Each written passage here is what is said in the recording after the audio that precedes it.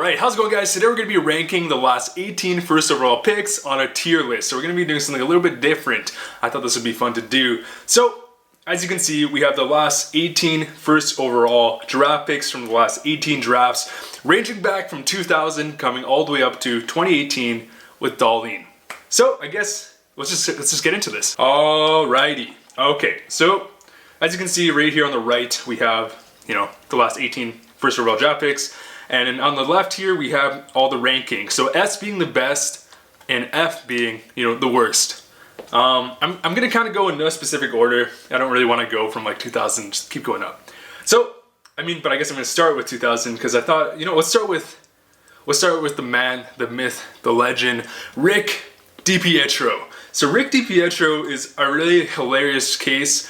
I want to put him F tier. I want to, but I don't think I can, unfortunately. Rick DiPietro was drafted first overall in 2000 by the New York Islanders. He was seen as like a potential, franchise goalie, a goalie like, Patrick Wall, like one of those, goalies you can just build your whole team around, and he will single-handedly carry your team. But did he live up to the expectations? No, he did not. He really did not. He really lacked everything. He did not transition well into the NHL, and he was definitely just, a huge bust for being a first overall pick. But I do want to rank him F tier. But here's the little thing: Rick DiPietro signed one of the biggest contracts in NHL history. He signed a 15-year. You're not hearing something wrong. 15 years at $4.5 million. I think it ended up being $67.5 million, and this was signed, how long ago? And he's still getting paid for the next couple years, and he's been retired for years.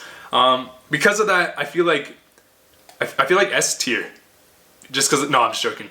I would put him F tier, but the fact that he got that contract, and I find that pretty funny. I'm gonna put him E tier, a slight little upgrade. All right, so next player here. Let's go Rick Nash. That's kind of an interesting one. So Rick Nash is a really solid goal scorer. He's been trending downhill as of recently, but that's just because he's getting older. Throughout his career, he was a really solid, power forward goal scorer. He was never like the best player. He was never in the top players in the NHL. For point wise, goal wise, he was always, competing in the top 10-ish. I'm gonna put him C tier. And keep in mind, I may adjust these rankings throughout the video if I do kind of counter-argument myself. Alright. So, let's go to Marc-André Fleury. So he's the opposite side of the spectrum from Rick DiPietro. So Rick DiPietro was drafted first overall in 2000, and then Marc-André Fleury was drafted first overall in 2003. However, Marc-André Fleury is a beauty. He's a beauty. Multiple Stanley Cup wins. He just carries every team on his back. I want to put him S tier, but I'm gonna wait for a bit. I'm gonna put him A tier. The Flower is, he's just such a lovable guy. He's just an amazing player. A tier. All right, and obviously this is very subjective. Comment down below what your ranking would be, because obviously some people are gonna have some mixed opinions. Okay, don't want to do that. Okay, let's go. What should we do here? Aaron Ekblad. Okay, Aaron Ekblad was drafted first overall in 2014 by the Florida Panthers. I really like Aaron Ekblad. Hehowever, he is not the most, overwhelming first overall pick. He's definitely a really solid defenseman, and he still has so much potential to keep growing. He should only be 22. No, 22? Yeah, he should only be 22. And he's kind of like a more like goal scoring defenseman too. He's never like top up there for points, but he's always, decently up there for goals. I'm gonna put Aaron Ekblad in B tier. He's more of like a B tier. He's not like the top end defenseman, but he's definitely not like an average defenseman. He's definitely like a solid top 4, fringe top 2. He still has lots of progression, so he could eventually be an A tier one day. We'll see. All right, next pick. Should we do it? The Yak Attack, Yakupov, nail Yakupov. Drafted first overall by the Edmonton Oilers. He was seen as like a franchised elite, I don't know about franchise, I guess an elite winger, Russian sniper. Just had an unreal junior career. I just talked about one of my previous videos. Ever since then, he's just been, he's a huge bust. I'm just gonna put him F tier. Sorry, Yak. He had a minor impact on his teams. I guess one thing I forgot to say is that Rick DiPietro had one single like average season, like not even a really great season, and that's when he signed the contract. Now Yakupov never had even like in his rookie season. I think he had 31 points in like 40 games, which is all right, but he was also given so much opportunity, and I'm gonna put him F tier. Sorry, Yak. In terms of first overall picks, you're F tier. Okay. Honestly, Rick DiPietro should be there too. Okay, next pick. Who should we go for? Okay, you know what? I'm just going to go Ovi. You're S tier, buddy. You're one of the best natural goal scorers in NHL history. I don't think anyone's really going to argue with that. Okay, well, let's go Steven Stamkos. Steven Stamkos is also one of those Ovechkin, like one of those Ovechkin type first overall picks. Just unbelievable start to his NHL career. I think he had 65 goals in 2011, 2012. I don't know. All I know is that he has like one of the highest goal scoring years in the past decade. I don't think he's S tier, but I would actually give him A tier. He's a just phenomenal player. Okay. Sidney Crosby, obviously he's S tier. Just so many Stanley Cups, so many trophies. Him and Ovi, just unbelievable careers. So him and Ovechkin S tier. I don't think there's much argument there. Okay, Erik Johnson. Erik Johnson. So drafted first overall in 2006. I forget who was drafted right after him. I know there's, Jonathan Toews, Phil Kessel was in that draft. Who was second overall? I don't know. I forget. Erik Johnson. So Erik Johnson, he didn't pan out the way, a lot of people were thinking he was going to be that, dominant top two defenseman who could play, both sides of the game. And even though he hasn't panned out to be that way, he has consistently been a top four defenseman his whole career. I don't want to put him D tier, but Rick Nash has had more value. I'm gonna put him D tier. And keep in mind, D tier is not bad. That's not like the worst. We're talking in terms of first overall rankings. In fact, I almost want to put Rick Nash B tier, but I'll leave him there for now. Okay, Ilya Kovalchuk. Ilya Kovalchuk is one of those just elite Russian snipers. He's had just some unbelievable seasons. He's always been that top end goal scorer in the NHL. Where would I rank him? I don't really want to rank him on the same rank as a Stammer or Fleury. You know what? I'll put him B tier for now. Honestly, I kind of want to put Ekblad C tier. I'm going to put Ekblad C tier. I love Ekblad, don't get me wrong. I think Ekblad is a really great player, and I think he could eventually move up in my rankings, but for now, I think he is C tier. Just average in terms of first. We're talking about, and this also isn't just a player ranking, this is a first overall pick ranking. I'll put him C tier. Okay, let's go one of the 2017 first overall pick, Nico Hischier.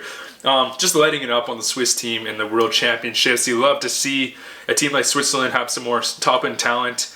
Nico Hischier, he seems like his development curve is getting better each season. However, he's not like that franchise goal scorer, just not quite yet. I'm going to put him C tier.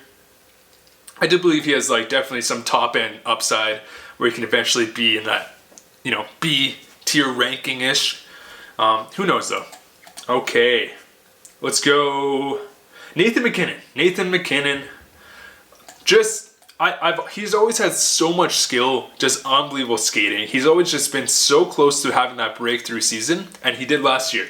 He put up 99 points, I believe. He was just shy of 100 points, but he was missing a bunch of games.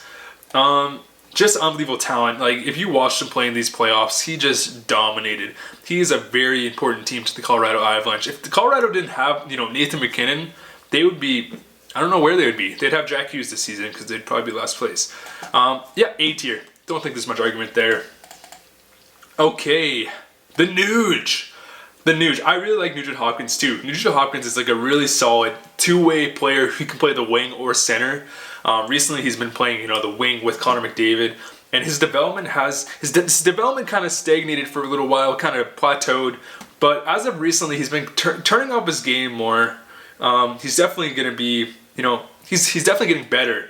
But I do think he's pretty average in terms of first overall picks. Yeah, I'm going to put him C tier. And actually, now that I think about it, sorry if I triggered anyone, I think Rick Nash can go B tier. I think he deserves it. just because I'm comparing Rick Nash to like Nico Hischier and stuff, he definitely deserves to be higher ranked than them. Okay, Connor McDavid, F tier. Okay, no, I was joking. Obviously, S tier. Connor McDavid is a generational player, just as, you know, Crosby, Ovechkin, and McDavid. In my opinion, honestly, there's potential for Connor McDavid to be S tier, but we'll see. We'll give it more time. I think he has the potential to be a rank above, you know, the Crosbys and the Ovechkins, but as of right now, he doesn't have the history, you know, and he doesn't have the history or, you know, Stanley Cup rings that I guess Ovechkin and Crosby both have now. Okay, so Taylor Hall. Okay, Taylor Hall, 2010 first overall pick from the Edmonton Oilers, of course. He has definitely had a breakthrough season since he joined New Jersey. He's been a little bit injury prone. I would put him in the B ranking. Definitely like I would say it's comparable to like Ilya Kovalchuk. He definitely has some more potential to be in that A ranking, but for now I think B ranking is fair. He definitely has an edge over like the Ryan Nugent-Hopkins and Hischier, so I think B ranking's fair. Okay, wow, we got a couple Toronto Maple Leafs left, so maybe I'll get one out of the way. John Tavares. So John Tavares is a very solid two-way forward goal scorer. He's just a really complete player. He's one of those really, you know, player that you can play in any situation, who can lead the offensive charge, he can play the penalty kill. But he is not overwhelmingly amazing and like dominant as like a MacKinnon with his speed, a Stammer with his shot, you know, McDavid and Crosby. I would actually put him B tier. This might be a little bit controversial. I would see the argument where he could be A tier, but he hasn't made the same impact that a Marc-André Fleury, a Steven Stamkos, or MacKinnon has. I would believe it if people put him A tier, but for now, I'm going to put him in the B tier. That's going to trigger a lot of people. Okay. Rasmus Dahlin. See, also, okay, the draft picks of the past like 3-4 years, I don't think it's really fair to rank them just quite yet because they're still super young, so they haven't really proven their worth just as much as like a Stamkos or Crosby, obviously. Dahlin, though. I think Dahlin has a chance to be A tier easily. But I'm going to put him in C tier. You know what? Just because everyone knows he's going to be that franchise defenseman. Like, there's no doubt in that. Whereas you couldn't say the same thing about Hischier. People are going to hate me. I think I got to put Hischier down here. Except I do think that Hischier has the chance to be like a BA type player. Yeah, I think that's fair. And I also think Dahlin even has a chance to be S tier if he keeps developing, you know, the way, you know, an 18-year-old can, because he's just been playing so dominant. He's definitely going to be, you know, a top 2 defenseman in the next couple years in the NHL as like a 20-year-old, which is pretty crazy. So, sorry if that offends anyone. Okay, so next we have Auston Matthews and Patrick. Let's go to Patrick Kane. I do want to put Patrick Kane as an S tier, but I don't think he has had the same impact that like a Connor McDavid, Ovechkin, Crosby has had in the NHL. But he's just an amazing player. I would put him, you know, A tier. You know, 3 Stanley Cups in the past decade. Just unbelievable talent, but S tier, can't do it. Can't do it. Next off, we have Auston Matthews. Auston Matthews, this is controversial because Toronto Maple Leafs, of course. Auston Matthews is a phenomenal goal scorer, you know, top end talent. I think he can have the potential to go A tier.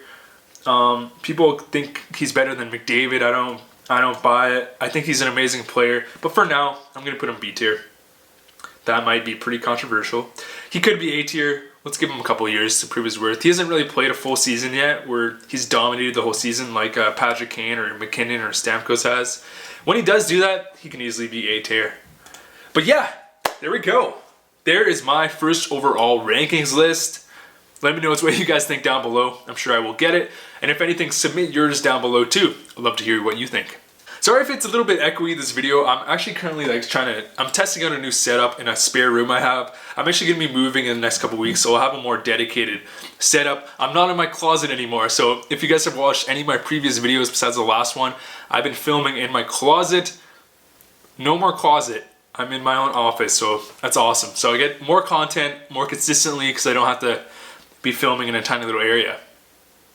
But anyways, guys, thanks so much for all the support. I'll catch you guys later.